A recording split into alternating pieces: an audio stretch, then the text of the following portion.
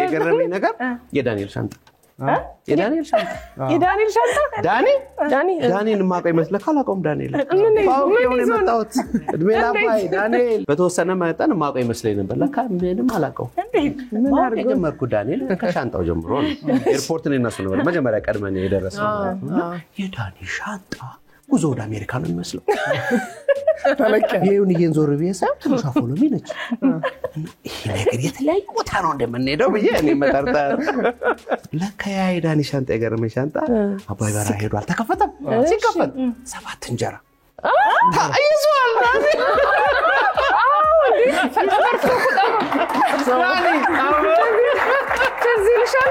ፈረፈራው ጧት አበላ ነው እኮ ዛሉ ተቅዳሜ ከሰዓትን ታደሙ የመጡትን ሰዎች ሰብሊ በጣም ያዝናናቸው ነበር በማለ እየተነሳች እየጨፈረችና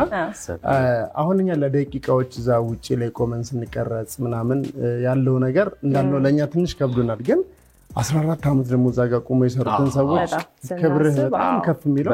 በእንደዚህ አይነት ያየሩ ሁኔታ እንደንም ጥሩ ላይ ነው የመጣችሁት ነው የተባለው እስከ 40 46 ድረስ ይሄዳልና አሁንኛ እኮ